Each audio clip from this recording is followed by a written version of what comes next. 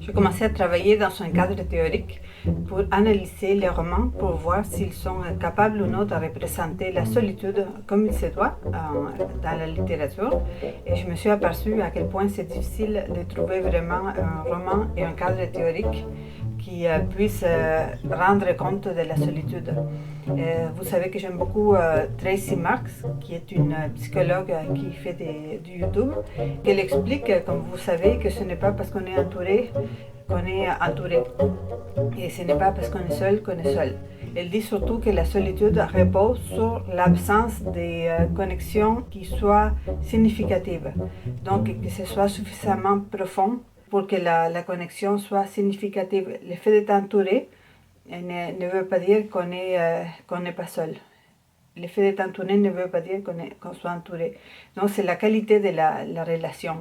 Pour ce qui est des romans, on a par exemple dans La Trêve, un roman que j'aime beaucoup, où le père de famille est entouré et vit avec ses enfants, ses grands-enfants adultes, mais la qualité de la relation n'est pas très bonne. Il n'y a pas un niveau de connexion importante entre lui et ses enfants. Et il en est responsable. On ne peut pas dire qu'il soit très ouvert ces par-là. Sa solution, ce que La Trêve raconte, c'est une histoire d'amour entre un homme qui vieillit, et même s'il n'a pas encore 50 ans, c'était la vieillesse de 1950, donc avant 50 ans, on était vieux.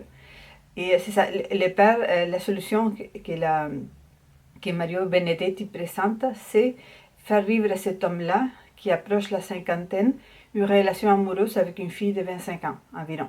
Et c'est toujours comme souvent dans les films et les nouvelles, la solution c'est de trouver un compagnon de vie. On ne peut pas...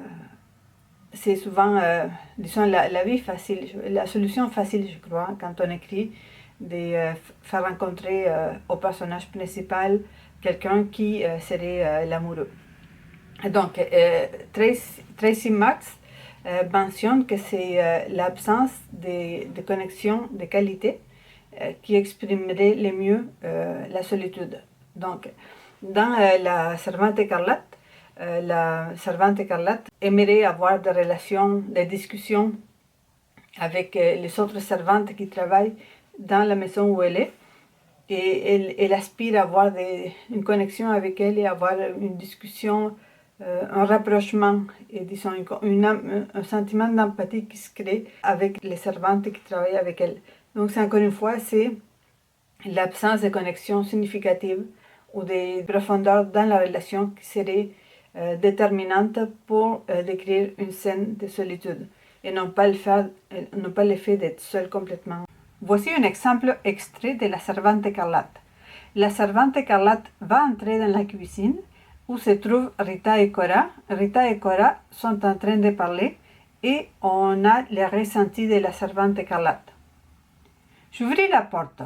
Leurs visages étaient comme sont les visages des femmes qui ont parlé de vous derrière votre dos et croient que vous ne les avez pas entendus, gênés, mais un peu insolents, comme si c'était leur droit.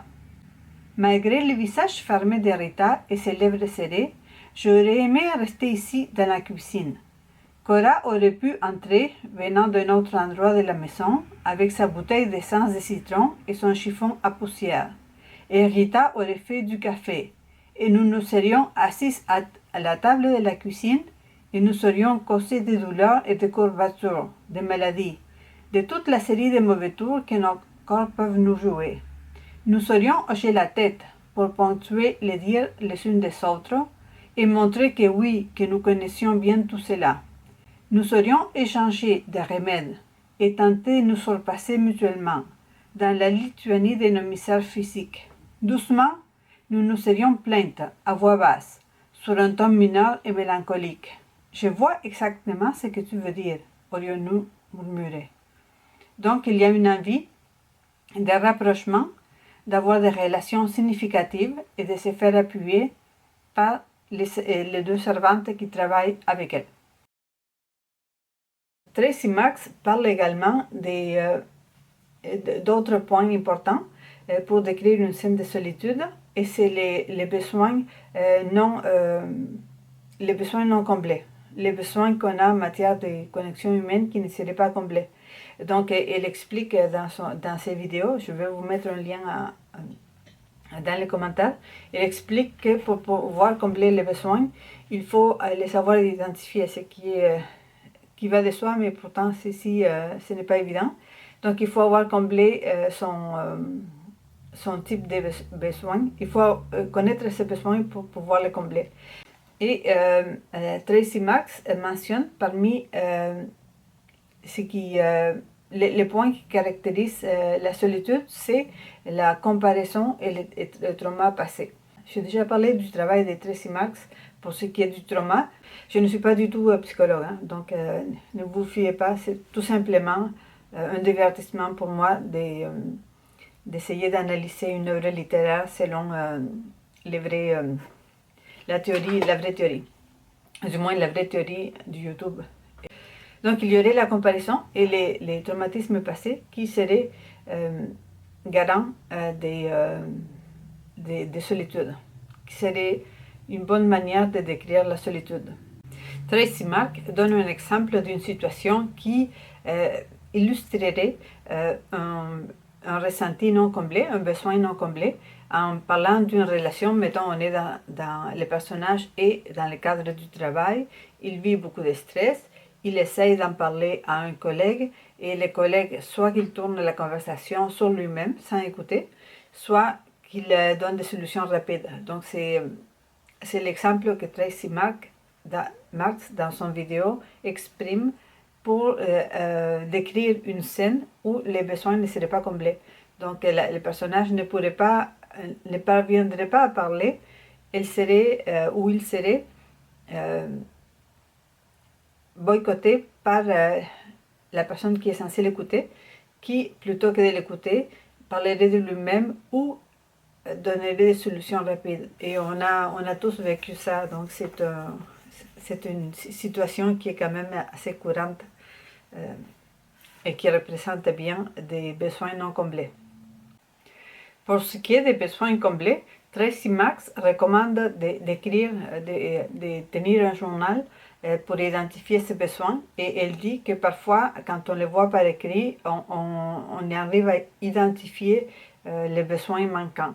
C'est ici l'idée que j'ai derrière la tête, c'est-à-dire non pas d'écrire un journal, mais le fait de lire un roman où le personnage vit une situation de solitude peut amener le lecteur à prendre conscience de ce qui se passe dans sa propre vie ou développer de l'empathie pour quelqu'un dans son entourage qui vit la même chose que le personnage. Donc, elle parle du pouvoir de l'effet d'écrire un journal, mais je crois également que le pouvoir de lire un bon roman, bien écrit, rendu conforme à la réalité, peut aider énormément. Donc, si je résume, Tracy Marks dit que la solitude, c'est comme la faim, c'est un signal qu'on a besoin de combler nos besoins sociaux. Et la principale caractéristique d'une bonne scène bien décrite, c'est le sentiment de ne pas être comblé par les connexions, les relations que le personnage a, que l'on a.